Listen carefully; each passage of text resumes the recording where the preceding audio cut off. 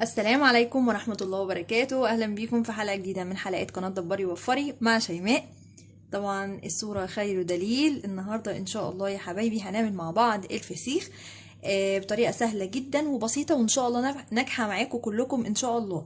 يعني ما فيهاش حاجات كتير، والفسيخ ده من أسهل حاجة ممكن تعمليها، بس هو بيختلف طبعا في الطرق بتاعته برضو من طريقة لطريقة. فتابع معايا الطريقه اللي هعملها النهارده دي، ان شاء الله يطلع معاكي حلو جدا. اللي هي الفسيخه الحلوه اللي عامله زي الزبده دي، ان شاء الله تطلع معاكي كده. ودي طريقه مامتي مش طريقتي انا، وانا واخداها عنها، فيا رب تعجبكم ان شاء الله. اولا انا جبت كيلو من البوري.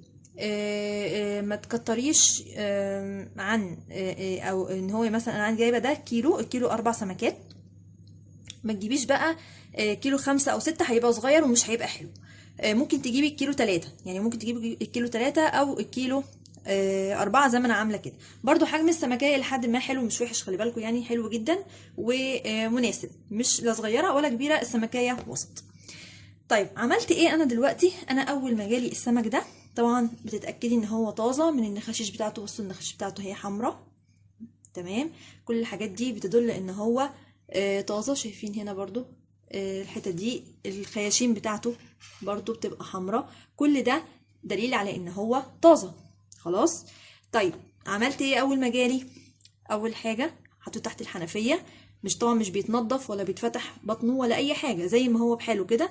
رحت جايه تحت الحنفيه، غسلت الخياشيم دي كويس قوي، لان بيبقى فيها تراب وبيبقى فيها طينه وبيبقى فيها حاجات كده من هنا ومن هنا. كل واحده اتغسلت كويس قوي قوي قوي من هنا ومن هنا، لحد ما نزلت كل ايه التراب اللي فيها او الرمله اللي فيها، تبقى فيها رمله بحر كده. خلاص.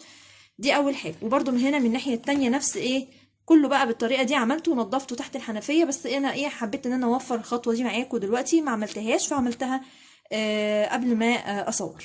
خلاص. بعد كده مسكت مناديل المطبخ. همسك مناديل المطبخ بقى دلوقتي كده معاكم. وهعمل ايه بقى؟ اي مناديل، مش لازم مناديل مطبخ. امسك الايه، الخيشومه كده، وادخل المنديل كده بحيث ان انا انشف كل الدم اللي فيها، او كل الميه اللي انا كنت بشطف بيها الخياشيم دي. شوف بيطلع بيها ايه، بيطلع عامله ازاي. المنديل عايزه انشف خالص، ما يبقاش فيه ميه خالص، لان الميه دي هتبوظ لي الدنيا. انا مش عايزه الميه خالص تبقى موجوده معايا. حاول انشف بقى كده. الناحيه التانية نفس النظام، نشفي على قد ما تقدري اهو كده، اهو تكي كده عشان يطلع كل حاجه فيه. تمام. اعمل تاني منديل كمان. ما تستخسريش بقى في المناديل، اعملي المناديل على قد ما تقدري علشان تنزلي كل الميه اللي احنا حطيناها في قلب الخياشيم دي. لازم الميه تنشف. وفي خطوه تانية كمان هتنشف الميه معايا. انا بقى هعمل كده في كل السمك اللي معايا بالطريقه دي، وارجع لكم تاني. بعد ما خلاص كده نضفته من الخياشيم بتاعته كده زي ما انتم شايفين، من الميه كلها والدم اللي احنا شفناه ده كله، خلاص كده تمام. هنعمل ايه دلوقتي؟ عايزه اوريها لكم كده عند الفلاش عشان تشوفوا ان هو قد ايه نضيف خلاص من جوه. انا حاولت بقدر الامكان ان انا انشفه بالمناديل من الدم اللي في الخياشيم. خلاص. المرحله الجايه بقى هجيب كده عندي مصفى وتحتيها بوله. خلاص. والزقها كده في السيراميك بتاعي. خلاص. طب انا عايزه اوريكم انا هعمل ايه دلوقتي. خلاص. مصفى تحتيها بوله، واحط زقها كده في السيراميك عشان هسنده على السيراميك كده. واوقف بقى السمكيه كده واسندها على السيراميك. خلي بقى ايه، بق السمكية واقف تحت عند المصفى عشان ينزل كل الدم الزيادة بتاعها. تسندها بواحدة تانية كده. شايفين انا اقصد ايه؟ عايزاها تبقى واقفة كده علشان تنزل كل الدم اللي لسه اللي احنا معرفناش نمسحه كده. برضو اهي واحدة كمان تانية، وواحدة كمان اهي. تمام كده. طيب العملية دي هتفضل قد ايه بقى؟ شوفوا انا عاملاه ازاي اهو، عشان تكونوا بس معايا في الصورة. مصفى تحتية عشان تنزل كل بقايا الدم اللي موجودة فيه.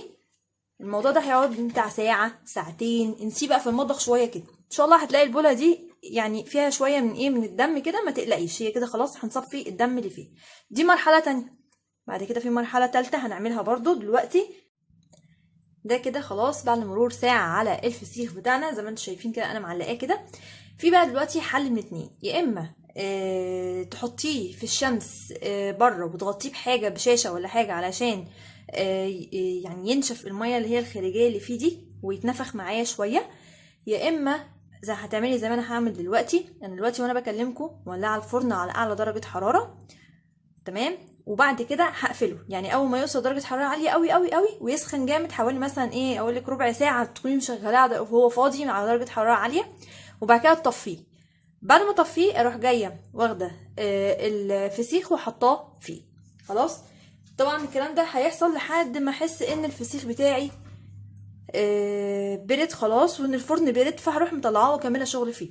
تمام. قبل ما اعمل بقى الحركه بتاعه الفرن دي، او قبل ما ادخله على الفرن، لازم اعمل له مساج. هجيب بقى ايه صينيه كده. المساج ده عباره عن ايه بقى؟ طبعا حابه اوريكم برضو كمان ان الحركه اللي احنا عملناها دي نزلنا منها كميه من الدم اهو، شايفينه؟ هي مش كبيره يعني، بس ايه اهو برضو المفروض ما كانتش تبقى موجوده فيه. هنعمل ايه دلوقتي؟ انا معايا كده الفسيخه اهو، شايفين؟ برضو لازم يكون معايا مناديل عشان امسح الحاجات اللي نزلت دي. نجيب مناديل، لازم امسح الفسيخه واخليها ناشفه تماما من موضوع الحاجات اللي بتنزل منها دي. امسحها تاني، اتاكد ان ما فيهاش اي حاجه من الدم ده خالص كده. تمام زي ما انتم شايفين كده اهو. خلاص اتاكدت منها ان هي نظيفه وزي الفل وما فيهاش اي حاجه، اروح جايه عامله لها بقى عمليه المساج بتاعتي. ايه هي عباره عن ايه؟ ان انت تمسكي كده الحته دي، تمسكيها كده، تقعدي ايه تعمليها كده، ونمسكها من الجنب كده عشان افصل اللحمه عن الشوك جوه بالراحه كده اهو. بعملها كده، تمسكي تعمليها بقى كده وكده. شايفين انا بعمل ازاي؟ بالراحه كده. حركه المساج دي بتخليها زي الزبده بالظبط، لكنك شارياها عند الفسخين. شايفين؟ لازم تعملي الحركه دي، لازم تفصلي كده. خلاص ادي اول واحده عملناها. هنجيب منديل برضو ننشفها عشان نتاكد ان احنا خلاص خلصنا من دي، ونشوف برضو غيرها. لازم اتاكد ان مفيش دم نهائي خالص، لا من ناحيه البق ولا من ناحيه الخياشيم ولا من ناحيه اي حاجه، كله نضيف وزي الفل. خلاص انا كده خلاص نضفته من الخياشيم وعملت له المساج وتمام التمام. هروح جايه بقى واخداه في الصينيه كده وهحطه في الفرن. بس امتى؟ بعد ما اطفي الفرن. اوعوا تدخلوه الفرن وانتم مشغلين الفرن عشان ما تدعوش عليا. بعد ما تطفوا الفرن تروحوا مدخلينه، يا دوبك هو هيقعد بتاع نص ساعه لحد ما الفرن يبرد خالص، هتلاقيه اتنفخ معاكي. ما تقلقيش، انا عايزه النفخه دي. تمام. بعد كده بقى هنيجي نحط له شويه الملح والشطه ونحطه في الاكياس ونحطه ونعبيه في العلبه. خلاص. يعني بس هي المراحل دي خلي بالكم منها، مهمه. لو انت مش عايزه المرحله اللي انا عملتها بتاعت الفرن دي، زي ما قلت لك عندك مرحله الشمس. لو انت مش عايزه مرحله الشمس، ممكن ان انت تحطيه على مروحه، حطيه كده قدام مروحه وسلطيه زي ما كان واقف كده عندك كده في المطبخ، وحطي له مروحه. لو انت مستعجله زي حالاتي، اعملوه في الفرن وشغلي الفرن على درجه حراره عاليه خالص لمده ربع ساعه. طفي الفرن، دخليه هو، هتلاقيه اتنفخ معاكي وبقى زي الفل. هدخله دلوقتي ولما يطلع هوريه لكم هيبقى عامل ازاي. كده خلاص طلعته من الفرن. اول ما حسيت ان هو خلاص نشف، وكمان الفرن كمان برد خالص، هو نشف اهو زي ما انتم شايفين، مفيهوش ميه نهائي. خلاص. هعمل بقى ايه المرحله الجايه دي؟ معايا هنا ملح خشن، لازم يكون الملح اللي معايا ده خشن خلاص مش ناعم. يعني بالتقريب كده، يعني بنحط حوالي مثلا كوبايه من الملح نقول كده. ومعايا هنا كمان شطان، نقول حوالي نص كوبايه من الشطه كده. طبعا الشطه دي هي الماده الحافظه اللي هتخليه ما يحصلوش اي حاجه. خلاص كده. نقلب بقى ده على ده كده، ونشوف بقى هنحطه ازاي في الفسيخ بتاعنا. خلاص بعد ما حضرت الخلطه وقلبتها كويس كده، هروح ماسكه بقى الخياشيم دي بتاعه السمكه، واروح حاطه فيها كده الايه الملح والشطه على قد ما تقدري. اتفسي كده فيها ملح وشطه اهو كده لحد ما تقول خلاص كفايه. تمام اهو.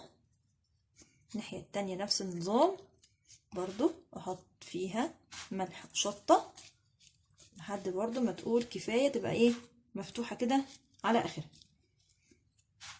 شايفين ازاي؟ والبق برضو اللي تحت ده حطي فيه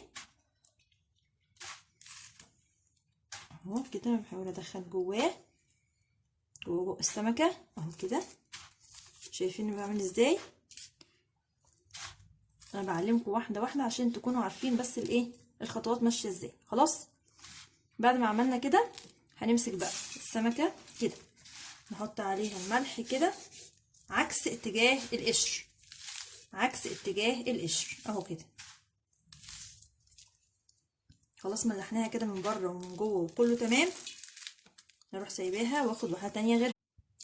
بعد كده هجيب بقى اكياس تلاجة وارش فيها حبه من الخلطه اللي احنا عملناها بتاعه الملح والشطه. بالمره لو عايزه كمان تحطي كركم حطي براحتك، لو انت عايزه تحطي. انا ما بحطش بصراحه. هعمل ايه بقى؟ هدخل السمكيه كده جوه على الملح اللي انا حطيته ده، شايفين كده تمام. واروح عامله ايه بقى؟ اروح مفرغه الهواء خالص منها كده، مفرغه خالص، واروح جايه لفه الكيسه بتاعتي. خلاص تمام. واروح جايه وملبساها كيسه تانية من الناحيه التانية اللي هي الناحيه اللي هي كانت مفتوحه من هنا. البسها بقى من عند الديل كده كيسه تانية. احسن ان انا اقفلها كمان كده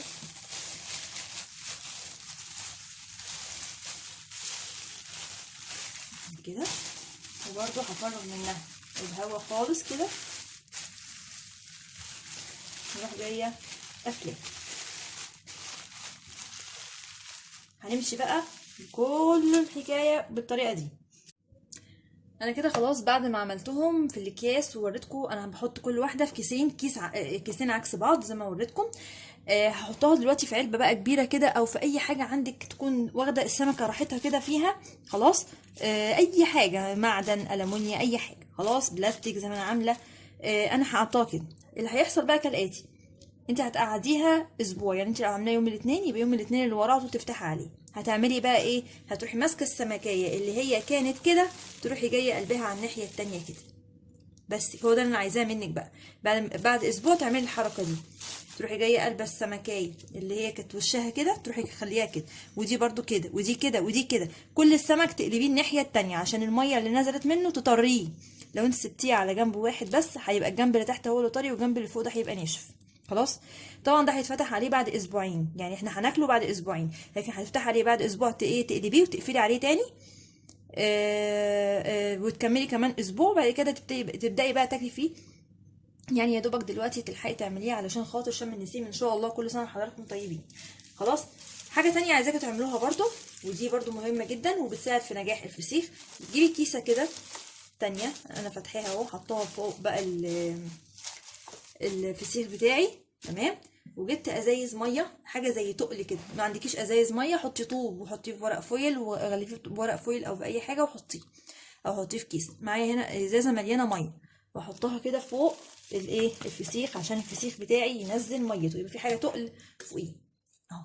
ودي برده نفس الحكايه، بس اتاكدي ان الازايز مقفوله كويس. خلاص اهو انا حطيت كده اهو، شايفين؟ حطيت ازازتين فيهم ميه فوق العلبة علشان نتأكد ان الفسيخ هينزل لي المية بتاعته. خلاص كده هنشوفكم بقى بعد اسبوعين طبعا، لما اجي اسويه او يستوي خالص، ونيجي بقى نفتح عليه وناكله ان شاء الله. هبوريه لكم في شم النسيم ان شاء الله. انا كده قلت لكم الخطوات اللي احنا هنعملها مع بعض لحد ما نطلعه بقى ان شاء الله في شم النسيم، ونشوفه هيبقى شكله عامل ازاي. بس كده يا حبايبي، يا رب تكون فكرة النهاردة عجبتكم، او الفسيخ النهاردة طريقته تكون عجبتكم. اوعوا تنسوا بقى تعملوا لايك وشير واشتراك للقناة، وتنسوا تفعلوا الجرس عشان يوصل لكم كل جديد من فيديوهاتي. اشوفكم في فيديو جديد. باي باي.